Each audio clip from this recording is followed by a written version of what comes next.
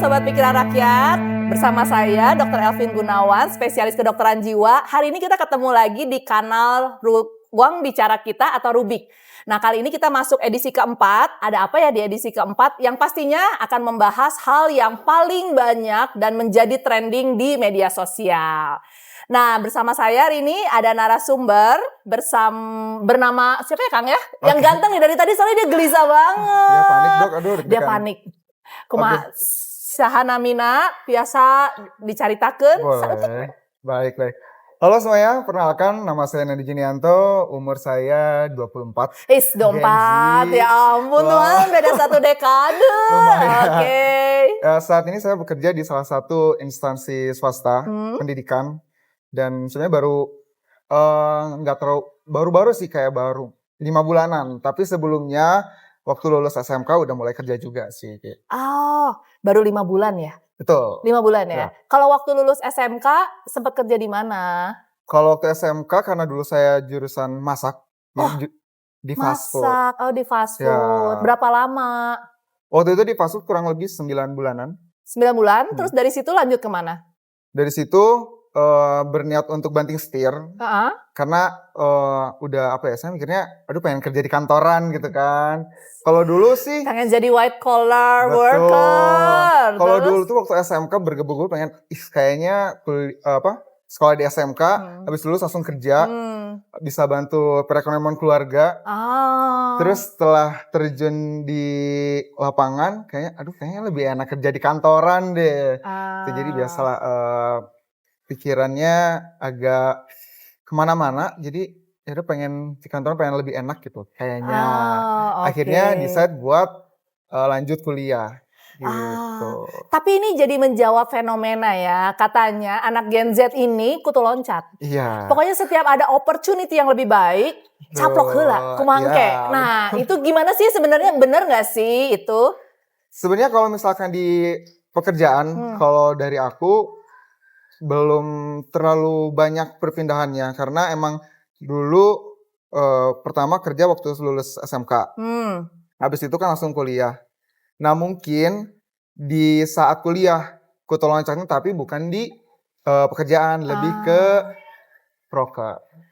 Proker itu apa maksudnya kumaha? Program kerja. Jadi kan kalau di kuliahan tuh banyak kegiatan-kegiatan mahasiswa gitu. Nah dulu waktu pertama masuk kuliah itu karena lagi ambis-ambisnya, saya ambil 5 ekstrakurikuler. Terus pertama banget, ya semester 2-an tahun awal itu udah ngambil 3 proker. Itu kayak excitement kali ya, pertama kali kayaknya hayang dicoba kabeh. Jabang rugi merenya nggak semayar uang sekolah gitunya, terus dicobaan gitu fasilitasna. Iya betul, emang gak mau rugi anaknya. Emang gak mau rugi, tapi kayuna? Ya dikit. Oke. Nah terus sekarang bedanya apa sih beres SMK kerja sama beres kuliah kerja? Ada nggak mindset yang berubah atau kayaknya nanti ngerasa kayak I get something deh yang cukup berbeda dari kerja after SMK sama kerja saat kuliah atau sesudah kuliah? Kalau perbedaan yang terasa banget dari aku setelah kerja waktu SMK sama sekarang, mungkin mindsetnya. Kalau SMK emang dulu tuh mindsetnya ya udah aku mah kerjanya untuk memenuhi kebutuhan pribadi. Jadi buat jajan, buat makan, foya-foya. Gitu. Foya-foya. Tapi emang masanya nggak sih? Iya. Pengen nyobain, terus kayak yang duit sorangan deh kan gitu, kesang sorangan. Iya. Jadi dulu tuh aku gak kepikiran buat nabung. Nah kepikiran, tapi tuh karena kebutuhannya terlalu banyak. Kebutuhan apa? Kebutuhan jajan, makan. Dulu tuh saya ngabisin uangnya ke makan. Jadi hedonnya dimakan. Bukan karena stres pengen makan terus? Iya salah satunya. Karena katanya kalau orang stres makan terus. Betul, karena emang dulu juga banyak ke pressure. Waktu itu tuh sempat kuliah sambil kerja. Kuliah sampai kerja? Iya, jadi ke pressure tuh banyak pressure dari kerjaan, terus dari kuliah, tugas-tugas, dari lingkungan keluarga, pertemanan. Seueur teuing. Akhirnya sempat juga dulu ya berkonsultasi lah dengan profesional gitu. Takut gak sih waktu pertama kali masih muda nyari profesional kesehatan jiwa, takut gak sih awalnya? Awalnya iya takut, karena kan emang dulu masih tabu kan ya kalau misalkan konsultasi ke profesional, apalagi urusan kejiwaan gitu kan ya. Nah cuman waktu dulu tuh di tempat kerja tuh ada teman yang memang udah berpengalaman lah, udah sempet konsultasi ke profesional.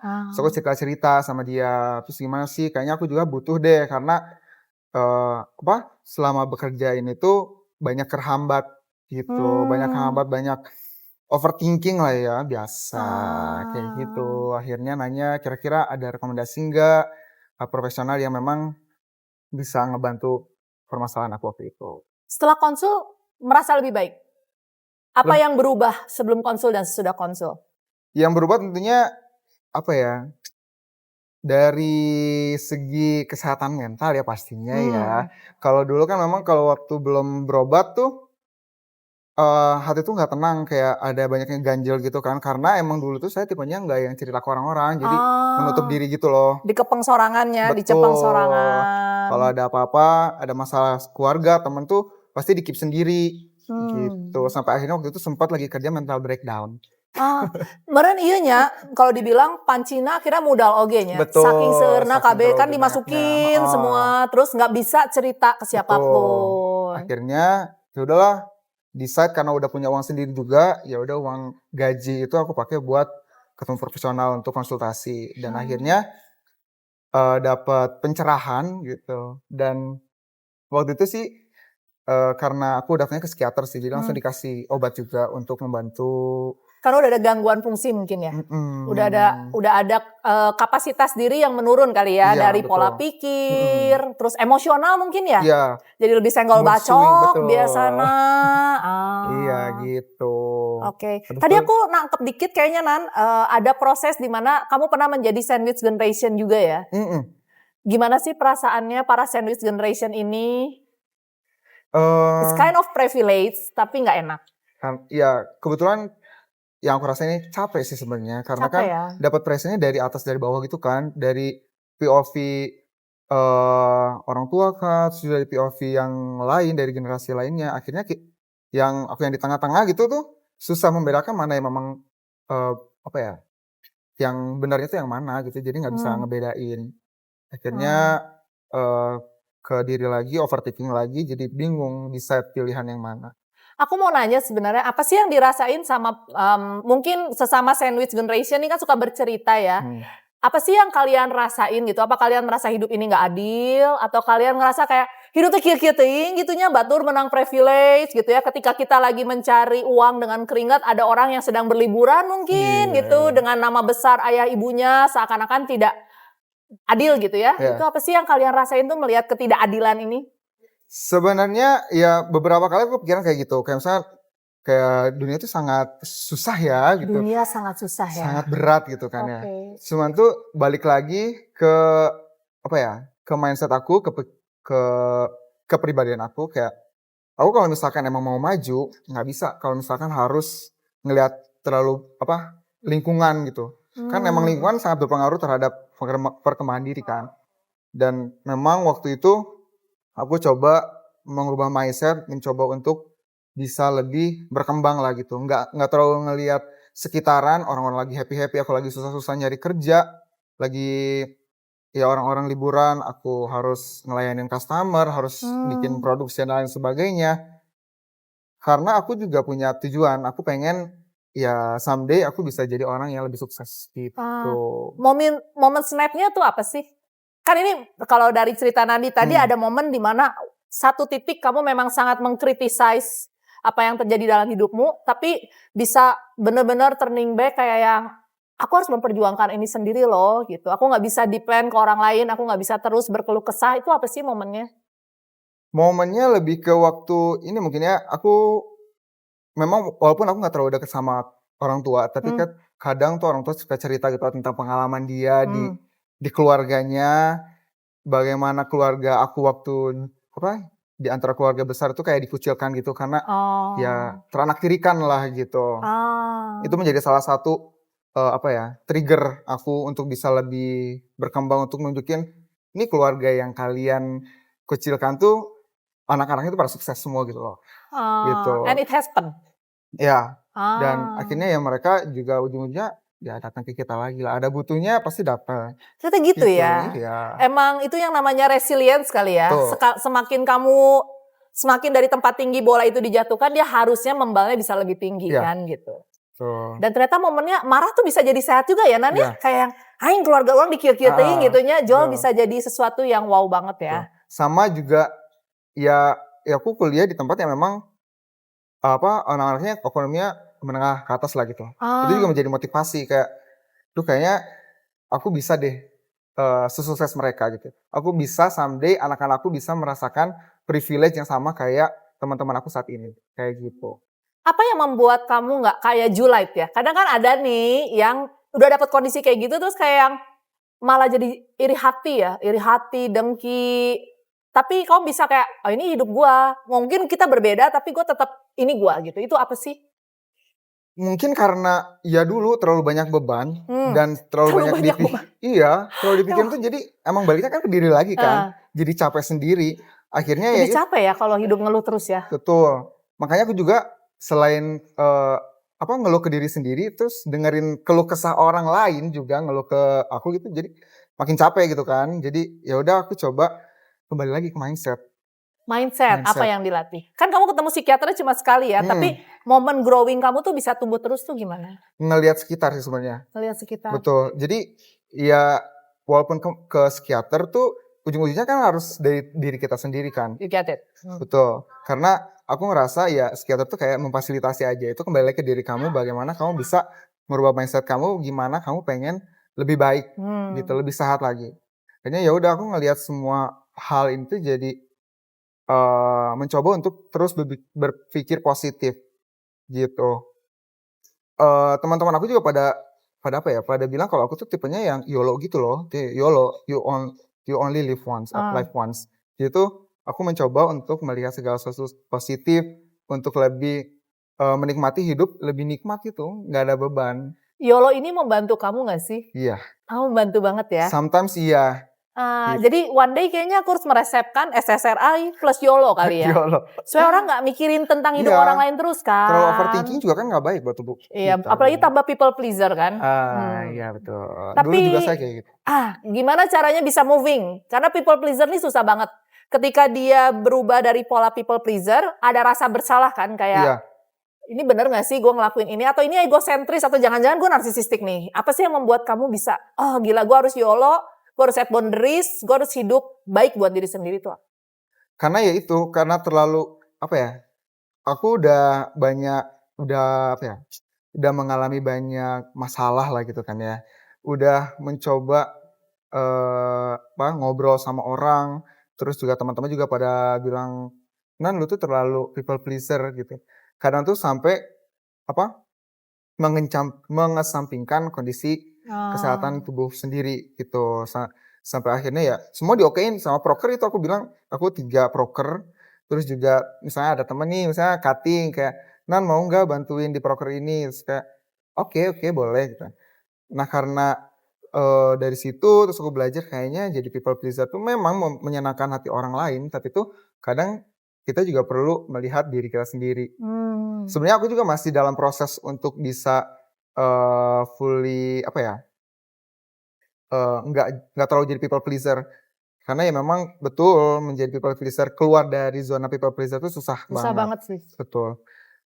Dimulainya ya dari sedikit demi sedikit mencoba untuk ya say no itu kadang dibutuhkan gitu untuk kebahagiaan kita secara pribadi. Say no yang bijaksana ya. Betul. Semua no juga weird mungkin ya dalam pertemanan kayaknya ketemu orang yang selalu self-centered juga kayaknya nggak asik banget ya. Tapi terlalu banyak memfasilitasi orang lain juga akhirnya jadi tereksploitasi kan. Betul. Gitu. Jadi merasa dimanfaatkan. Nah jadi kalau udah ada feeling gitu kayaknya sebenarnya udah alarm nyala ya. Nah, iya kayak betul. Kok orang dikir-kir teuing sih nya gitunya gitu.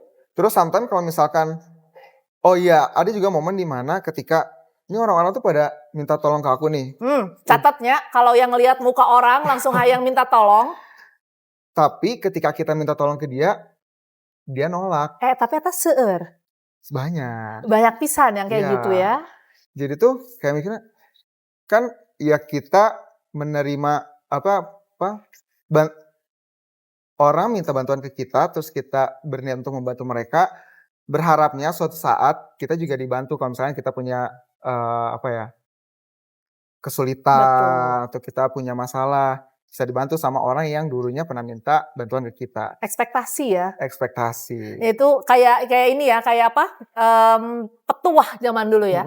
Kalau kamu melakukan hal baik, orang lain akan melakukan ya. Tapi zaman now juga jarang gitu. Kemungkinan kecil aja. Kemungkinan kecilnya berapa persen nih pengalaman Nandi dalam hidup nih? Aduh, berapa ya? Ya kayaknya di bawah 50% lah. Di bawah 50%. Kacida teuing. Betul, dari sebanyak banyak orang yang udah aku kasih, minta tolong. Ya walaupun bukan nggak selalu dari orang tersebut gitu ya, minta tolongnya pasti kan ada dari orang lain lah jalannya. Nggak seperti itu di dunia nyata akhirnya. Oh, ternyata hidup itu kejam buat orang yang tidak cerdas ya. Betul. Gitu. Oke, mungkin aku mau tanya nih terakhir Nan, apa pesan-pesan kamu buat Nandi-Nandi di luar sana yang mungkin sekarang juga dalam kondisi yang nggak baik-baik aja, secara ekonomi juga mungkin keluarganya sedang struggling, dan sebagai anak yang mungkin paling tua atau punya kemampuan cari uang, punya beban. Ya mungkin orang tua mungkin jarang ya yang ngomong tolong dong bantuin tuh, mungkin persentasenya kecil, tapi sebagai anak tuh kayak orang tuh bisa nggak bantuan naonnya ke perkolot ulang gitu. Nah itu apa sih pesanmu yang sudah melewati masa-masa jahiliyah itu? Oke, mungkin pesan-pesan buat teman-teman aku gitu ya, teman-teman atau junior-juniormu, adik-adikmu yang sedang berjuang juga. Betul, para Gen Z khususnya kali ya, yang sekarang banyak stigma negatif buat Gen Z. Buat kalian tuh apa ya? Itu you only live once. Jadi please nikmati hidup kalian, jangan terlalu banyak ngeliatin sekitar. Kita coba untuk mengubah hal-hal negatif di sekitar itu menjadi hal-hal yang positif. Kembali ke mindset, bagaimana kita menyikapi lingkungan tersebut. Kalau misalnya kita ingin berkembang, kita pengen maju, startnya dari diri kita sendiri. Kita nggak bisa ngandelin orang lain untuk membantu kita menjadi berkembang. Kalau misalkan kalian berkonsultasi ke profesional pun, ujung-ujungnya juga bakal balik ke kalian lagi bagaimana kalian mau mengubah diri kalian menjadi lebih berkembang dan juga menjadi lebih sukses. Nah, terus ini mungkin tips lagi buat Gen Z yang bekerja. Gimana caranya kita menghadapi momen-momen stigmatized bahwa si Gen Z ini generasi strawberry banget. Nah, kira-kira apa sih yang Nandi mau share gitu ya? Kan ini udah 5 bulan nih, Nah, kira-kira apa sih yang membuat kamu tetap bertahan hidup quote-quote-nya? Jangan gampang ngeluh. Tong baper meren ya. Tong baper, betul. Karena aku punya teman juga yang, ya teman-teman aku sekarang udah banyak yang kerja. Dan mostly mereka tuh banyak ngeluh. Mungkin gini ya, karena Gen Z itu terlalu pemikir mungkin ya. Terlalu ote meren ya. Ot-ot maret. Apa? Ot-ot terus. Oh iya. Overthinking betul. Setiap malam dan di setiap rehat. Iya, kan? Betul banget. Dari hal kecil aja, misalnya dari gaji nih. Karena di Gen Z itu banyak riset mereka. Misalnya dari posisi ini tuh mereka harusnya dapat gaji berapa? Kelayakan ya. Nah mereka tuh ketika tidak mendapatkan apa yang mereka dapatkan tuh kadang langsung ngeluh gitu loh. Padahal kan hidup adalah proses guys gitu. Jadi ketika kalian yang baru early entry ya, jadi ya coba di-absorb aja apa yang bisa kalian dapatkan di pekerjaan awal kalian. Toh nanti juga kalau misalkan kalian performanya baik, pasti ada momen dimana kalian juga bisa mendapatkan apa yang kalian inginkan. Gitu. Kamu lamun fresh graduate ya, kan kadang fresh graduate, high expectation, terus akhirnya semua orang dirasa menjadi toxic. Tapi memang ada juga sih yang toxic. Tapi ya bagaimana fairness itu kan nggak mungkin ada yang adil di dunia ini, tapi at least kita harus punya pemikiran yang sehat dan baik juga kan. Thank you ya Nandi udah sharing. Moga-moga teman-teman Rubik semua mendapatkan manfaatnya, get something. Mohon maaf kalau ada kesalahan kata dan sesuatu hal yang tidak menyenangkan. Semoga tidak kapok untuk ikut sesi-sesi Rubik yang lain. Sampai ketemu. Dadah. Thank you Nan. Thank you.